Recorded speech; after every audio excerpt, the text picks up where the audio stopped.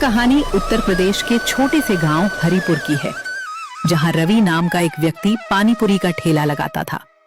रवि भाई, तुम रोज वही फीका पानी देते हो, पैसे तो पूरे लेते हो, लेकिन तुम्हारे पानीपुरी में स्वाद बिल्कुल नहीं मिलता। अगर इतनी शिकायत है तो मेरी पानीपुरी मत खाओ। मेरा ठेला सालों से चल रहा है और लोग खुशी खुशी खाते हैं। मुझे सलाह देने की कोई जरूरत नहीं है। पास खड़ी शिवानी ये सब ध्यान से सुन रही थी। बाजार से लौटकर शिवानी घर पहुंची। उसने देखा कि रसोई में बहुत कम सामान बचा था और राजू भी चिंता में बैठा हुआ था। आज मैं काम की तलाश में गया था, लेकिन कोई काम नहीं मिला। समझ नहीं आता कि घर का खर्च कैसे चलेगा। हर दिन मुश्किलें बढ़ती जा रही हैं। आज बाजार में मैंने देखा कि लोग रवि की पानीपुरी को फीका बता रहे थे। वो ग्राहकों से भी ठीक से बात नहीं कर रहा था। सब स्वादिष्ट पानीपुरी ढूंढ रहे थे। शायद यही हमारे लिए एक अच्छा मौका हो सकता है। क्या तुम पानीपुरी का ठेला लगाने की सोच रही हो? लेकिन हमारे पास पैसे बहुत कम है। मुझे डर है कि इतना बड़ा जोखिम उठाना कहीं भारी ना पड़ जाए। डर तो लग रहा है, लेकिन कोशिश करना जरूरी है। अगर हम मेहनत करेंगे तो लोग जरूर पसंद करेंगे। मैं हार मानने वाली नहीं हूँ। उसी समय घर के बाहर खड़ा एक आदमी उनकी सारी बातें सुन रहा था और कुछ देर बाद वो सीधे रवि के ठेले की ओर चल पड़ा। रवि भाई, एक खबर है। शिवानी और राजू पानीपुरी का ठेला लगाने वाले हैं। मैंने खुद उन्हें इसकी बात करते सुना है। क्या? मेरे बगल में पानीपुरी का नया ठेला? लगता है उन्हें अपने नुकसान का अंदाजा नहीं है। देखता हूं आखिर कितने दिन टिक पाते हैं। अगले दिन सुबह शिवानी और राजू तैयारी में जुट गए। पानी थोड़ा ज्यादा चटपटा और तीखा बनाऊंगी। लोग हमेशा कुछ नया स्वाद ढूंढते हैं। उम्मीद है उन्हें हमारा स्वाद जरूर पसंद आएगा। ठीक है, मैं ठेले की बाकी सारी तैयारी कर देता हूँ, और जब सारी तैयारी पूरी हो जाएगी तब मैं अपने काम की तलाश में निकल जाऊंगा। दोपहर तक शिवानी का छोटा सा पानीपुरी का ठेला बाजार में पूरी तरह तैयार हो गया। ठीक है शिवानी, अब ठेले की सारी तैयारी हो गई है। मैं काम की तलाश में निकलता हूँ। तुम यहाँ आराम से ग्राहकों का ध्यान रखना। अगर कोई परेशानी हो तो मुझे तुरंत बता देना। अरे, यही नया पानीपुरी का ठेला है क्या? गांव भर में इसकी चर्चा सुन रहे हैं। जरा हमें भी इसका स्वाद चखाइए। जरूर भैया, पहले स्वाद चखकर देखिए। अगर पसंद ना आए तो पैसे देने की कोई जरूरत नहीं। बस मुझे ईमानदारी से बताइएगा कि स्वाद कैसा लगा। ग्राहक ने मुस्कुराते हुए पहली पानीपुरी मुंह में रखी। जैसे ही चटपटा और तीखा पानी उसके मुंह में घुला, उसके चेहरे के भाव बदल गए। अरे वाह, ये तो सचमुच कमाल का स्वाद है। इतनी चटपटी, तीखी और मजेदार पानीपुरी मैंने पहले नहीं खाई। ग्राहक की बात सुनकर आसपास खड़े लोग भी एक एक करके सभी ठेले की तरफ आने लगे। कुछ ही देर में शिवानी के ठेले के सामने भीड़ लग गई। वाह, यही चटपटा और तीखा स्वाद तो हम ढूंढ रहे थे। पानी एकदम बढ़िया है और मसालों का स्वाद भी कमाल का है। ऐसी पानीपुरी खाकर आज तो सच में मजा आ गया। दूर खड़ा रवि ये सब ध्यान से देख रहा था। शिवानी के ठेले पर लगातार बढ़ती भीड़ और ग्राहकों की तारीफें सुनकर उसका चेहरा उतर गया। पहले ही दिन इतनी भीड़? लोग इसके चटपटे और तीखे स्वाद के इतने दीवाने कैसे हो गए? अगर ऐसा ही चलता रहा तो मेरे ग्राहक भी कम हो जाएंगे। नहीं, मुझे कुछ न कुछ करना ही पड़ेगा। शिवानी के चेहरे पर खुशी साफ झलक रही थी। पहले ही दिन ग्राहकों की तारीफों ने उसका आत्मविश्वास बढ़ा दिया था, लेकिन उसे बिल्कुल अंदाजा नहीं था कि उसके खिलाफ एक नई साजिश शुरू हो चुकी है। अगले दिन शिवानी के ठेले पर फिर भीड़ लगी थी। लोग उसकी तीखी पानीपुरी का स्वाद लेने के लिए लाइन में खड़े थे। कल पानीपुरी खाकर गया था, आज फिर आ गया हूँ। इतनी चटपटी पानीपुरी पूरे गांव में नहीं मिलती। बहन, 10 पानीपुरी जल्दी देना। अभी देती हूँ भैया, सबको आराम से मिलेगा। बस थोड़ा इंतजार कर लीजिए। कुछ देर बाद ठेले के पास भीड़ पूरी तरह खत्म हो गई और माहौल शांत हो गया। तभी एक महिला आई और शिवानी को किसी जरूरी बात के बहाने थोड़ी दूर बुला ले गई। शिवानी भी उसके साथ कुछ दूरी पर बात करने चली गई। उसी समय रवि का आदमी गोपाल चुपके से शिवानी के ठेले के पास पहुंचा। आसपास किसी का ध्यान नहीं था। रवि भैया ने कहा है काम ऐसा होना चाहिए कि कोई शक भी न करे। गोपाल ने तेजी से मसाले और पानी में ढेर सारा नमक डाल दिया। अब देखता हूँ ग्राहक क्या कहते हैं।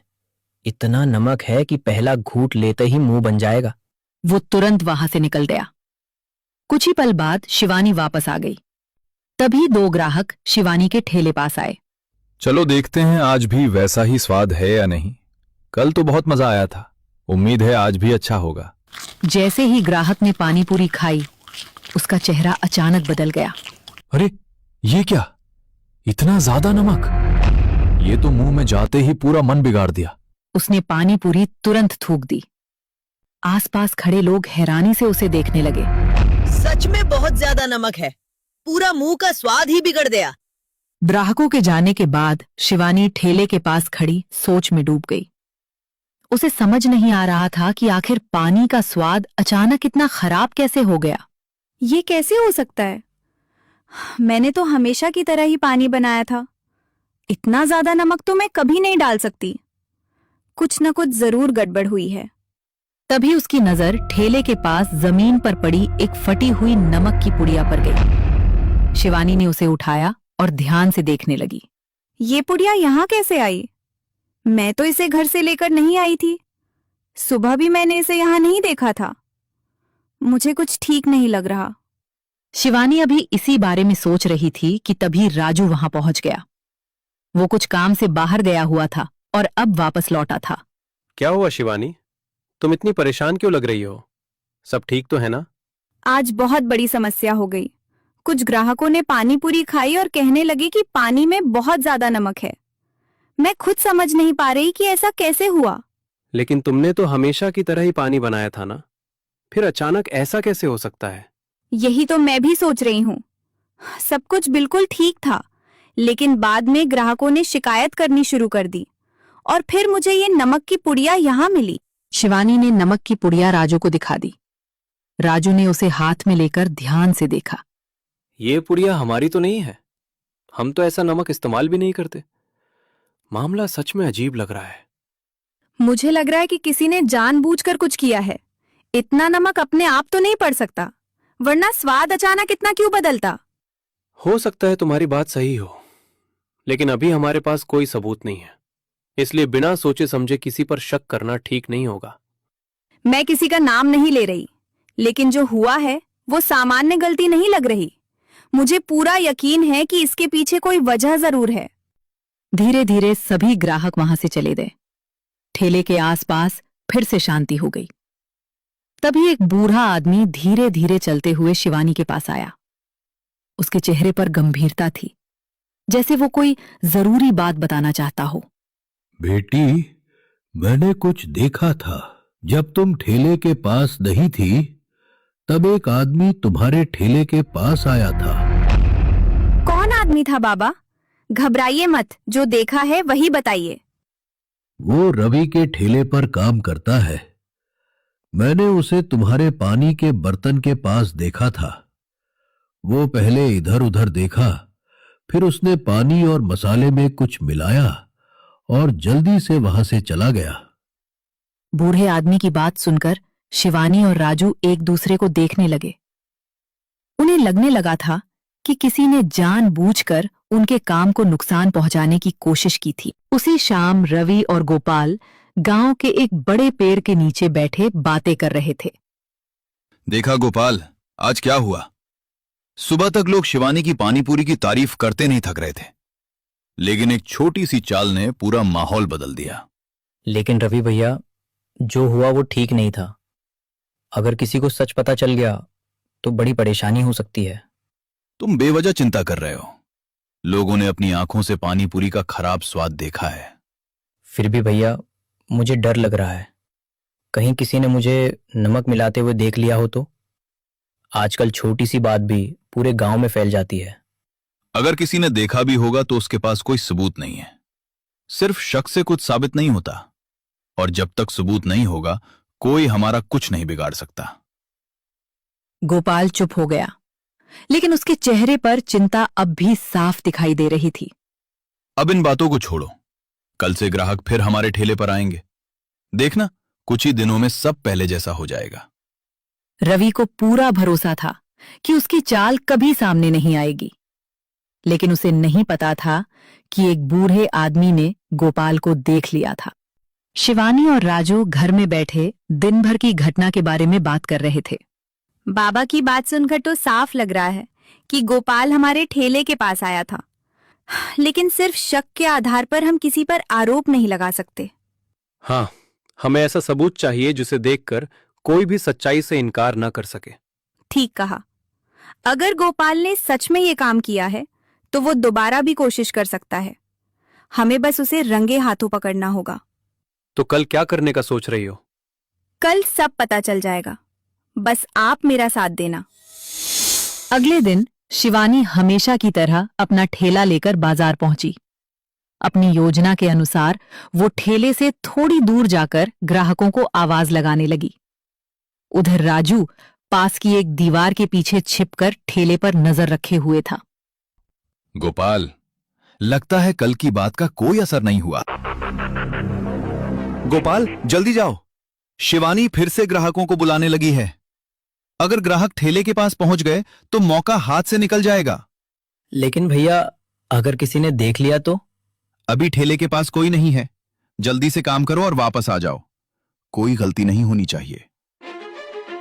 गोपाल धीरे धीरे ठेले के पास पहुंचा। उसने देखा कि शिवानी का ध्यान दूसरी तरफ था। मौका मिलते ही उसने नमक की पुड़िया निकाली और पानी के बर्तन की ओर बढ़ा। जैसे ही वो नमक मिलाने गया, तभी पीछे से एक तेज आवाज गूंज उठी। रुक जाओ गोपाल! राजू तुरंत उसके सामने आ गया। उसी समय शिवानी भी ठेले के पास आ गई। आखिर तुम्हें रंगे हाथों पकड़ ही लिया। अब पता चल गया कि कल भी हमारे पानी में नमक तुमने मिलाया था। गोपाल घबरा गया। उसके हाथ से नमक की पुड़िया नीचे गिर गई। मैंने कहा था ना, यही आदमी कल भी तुम्हारे ठेले के पास आया था। आज तो इसे रंगे हाथों पकड़ लिया तुम दोनों ने। शोर सुनकर आसपास मौजूद लोग भी वहां जमा होने लगे। कुछ ही पलों में कई लोग ठेले के पास इकट्ठा हो गए। तो कल पानी में नमक इसी ने मिलाया था। हम तो बेकार में शिवानी को गलत समझ बैठे थे।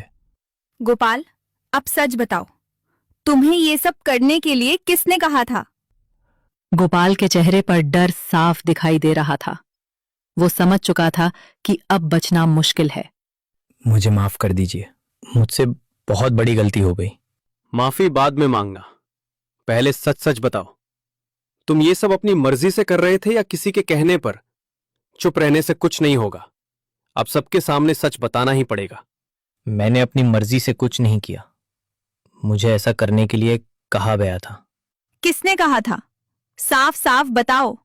रवि भैया ने कहा था। उन्हें डर था कि आपके ठेले पर ज्यादा ग्राहक आने लगे थे, इसलिए। ये सुनते ही वहां खड़े लोग हैरान रह गए। और कल जो पानी खराब हुआ था, उसके बारे में भी सच बताओ। हाँ, कल पानी में नमक मिलाने के लिए भी रवि भैया ने ही कहा था। लेकिन क्यों? हमने उनका क्या बिगाड़ा था? उन्हें डर था कि आपके ठेले पर ग्राहकों की भीड़ बढ़ती जा रही है। लोग उनकी पानीपुरी छोड़कर आपके पास आने लगे थे। सभी लोग तुरंत रवि के ठेले की तरफ चल पड़े। थोड़ी ही देर में रवि के सामने गांव के कई लोग खड़े थे। रवि, अब सच छिपाने की कोशिश मत करना। गोपाल ने सब कुछ बता दिया है। रवि पहले तो कुछ बोल नहीं पाया। उसके चेहरे की घबराहट साफ दिखाई दे रही थी। ये तुम क्या कह रहे हो? कैसा सच? मुझे कुछ समझ नहीं आ रहा। रवि, अब अनजान बनने का कोई फायदा नहीं है। गोपाल ने सबके सामने सच बता दिया है। शिवानी के पानी पूरी के मसाले और पानी में नमक मिलाने के लिए गोपाल को तुमने ही भेजा था ना? रवि भैया, अगर आपके ग्राहक कम हो रहे थे तो आप अपना काम बेहतर कर सकते थे, लेकिन आपने मुझे बदनाम करने का रास्ता चुना। मुझसे बहुत बड़ी गलती हो गई। मैं देख रहा था कि दिन ब दिन तुम्हारे ठेले पर ग्राहकों की संख्या बढ़ रही है। इसी वजह से मैंने ये गलत कदम उठाया। मेहनत करने वाले का रास्ता रोकना गलत बात है। गलती की है तो माफी भी मांगो। शिवानी, मुझे माफ कर दो। मैंने जल्दबाजी और गुस्से में बहुत गलत फैसला ले लिया। आज मुझे अपनी गलती का एहसास हो रहा है। गलती मान लेना अच्छी बात है, उम्मीद है आगे से तुम ऐसा कभी नहीं करोगे। नहीं, अब कभी नहीं। अब मैं सिर्फ ईमानदारी और मेहनत के दम पर ही काम करूंगा। दूसरों को गिराकर कोई आगे नहीं बढ़ सकता। असली सफलता मेहनत, धैर्य और ईमानदारी से मिलती है। इस कहानी से हमें सीख मिलती है कि दूसरों को गिराकर नहीं, बल्कि अपनी मेहनत से आगे बढ़ना चाहिए, क्योंकि आखिर में जीत हमेशा सच्चाई और ईमानदारी की ही होती है।